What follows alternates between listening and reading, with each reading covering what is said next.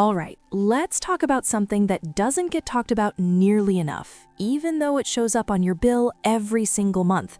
Those assisted living maintenance fees. You know the ones. They sound harmless, even comforting, like they're there to take worries off your plate. But once you look a little closer, the story gets a lot more complicated. In this video, we're going to walk through what those fees actually pay for, what they quietly ignore, and how that can affect your comfort, your safety, and your wallet over time. No scare tactics here, just straight talk, the kind you'd want from a neighbor who's already learned things the hard way. Let's start right away with the big promise most places make.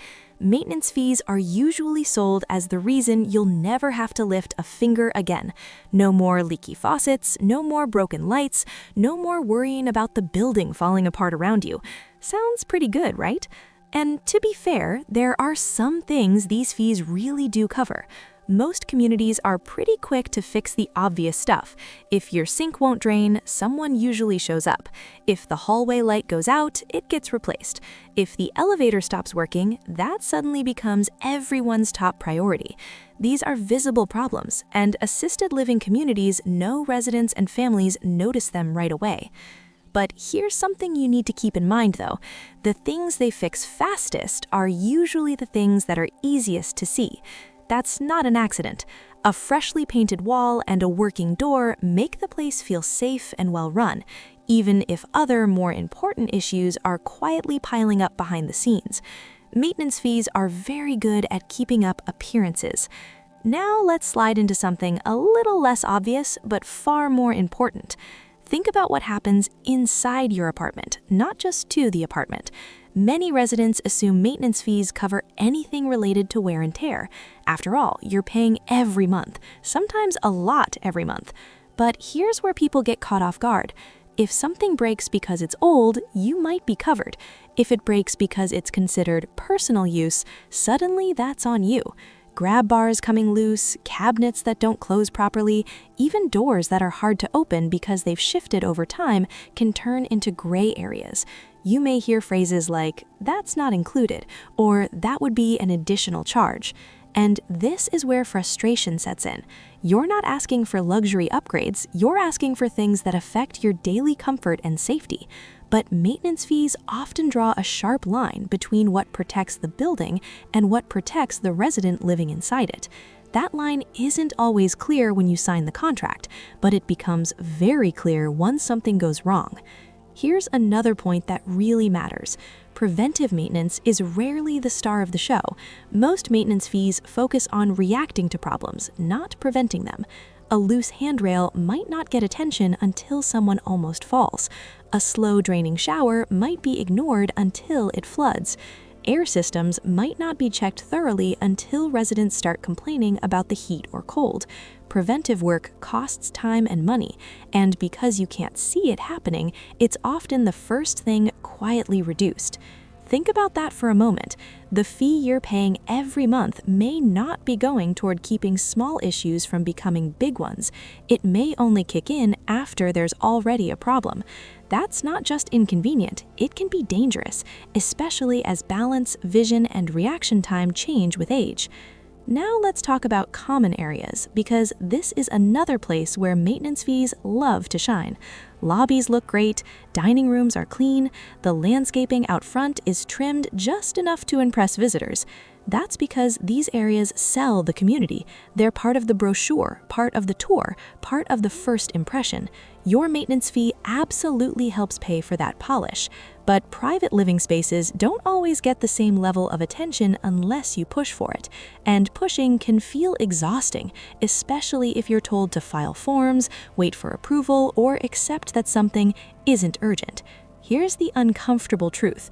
Maintenance fees are designed to protect the facility's image first and resident comfort second. That doesn't mean staff don't care. Many of them do, but the system itself is built around appearances and liability, not always quality of daily life. Before we go any further, let me pause for a second. If this kind of honest, plain-spoken breakdown is helpful to you, go ahead and tap the like button and subscribe to the channel. Not because it helps me, but because it helps you. It tells YouTube to show you more videos that actually look out for seniors and families, instead of sales pitches and sugar-coated advice. As that idea settles in, there's another side of maintenance fees that deserves a closer look, because this is where many residents feel confused, even a little misled. It has to do with timing, not what gets fixed, but when it gets fixed. On paper, maintenance sounds prompt and reliable. In real life, urgency often depends on who's affected and how visible the problem is. If an issue affects multiple residents or could create a complaint during a tour, it jumps to the front of the line. If it affects just one person quietly struggling in their apartment, it can slide down the list. Ask yourself this: how long would you wait if something in your home made everyday tasks harder but didn't completely stop working? A door that sticks, a toilet that runs constantly, an outlet that only works if you wiggle it just right. These things don't sound dramatic, but over time they chip away at comfort and independence. Maintenance fees rarely guarantee fast help for these in-between problems. You're often told they'll get to it when they can, which can mean days or weeks. Now let's talk about something even more sensitive, and that's accessibility changes. Many seniors assume that as their needs change, maintenance fees will naturally cover small adjustments to keep them safe. Things like lowering a shelf, adjusting a door closer, improving lighting in a bathroom, or securing loose flooring. But most assisted living contracts treat these as personal modifications, not maintenance. That means extra fees, approvals, and sometimes outright refusals. The irony is hard to ignore. You're paying to live in a place designed for seniors, yet when your needs shift in very normal ways, you're told those changes aren't part of the deal. This is where a lot of people feel stuck. Moving again feels overwhelming, paying extra feels unfair, and pushing back can feel uncomfortable, especially if you don't want to be labeled as difficult. Maintenance fees quietly rely on that discomfort. The system works best when residents don't ask too many questions. Another piece most people don't realize until later involves outside vendors. Maintenance teams often handle only basic repairs. Anything more complex gets outsourced. Plumbing beyond a certain point, electrical upgrades, appliance replacements, even HVAC issues can trigger an outside contractor.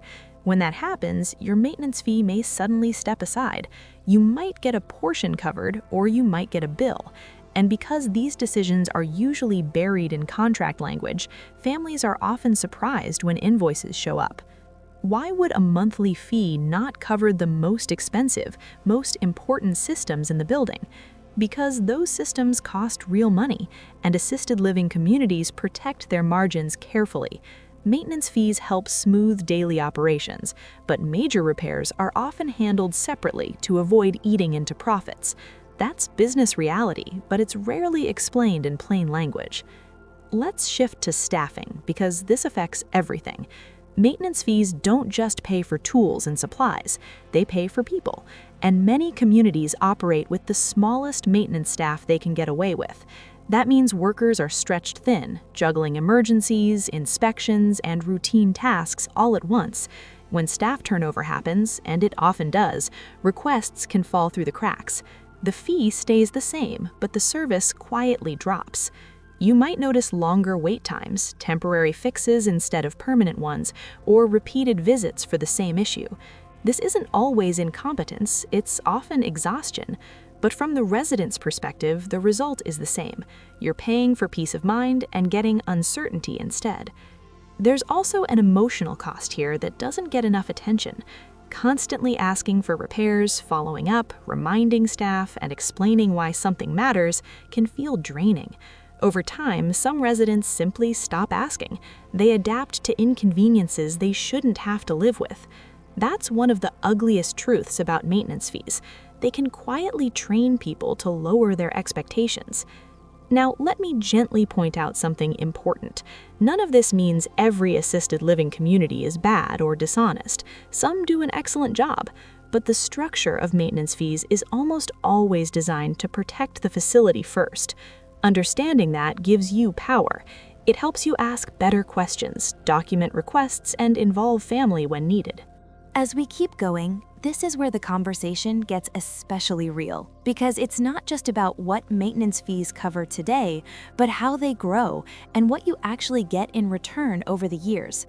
Most assisted living communities reserve the right to raise these fees regularly.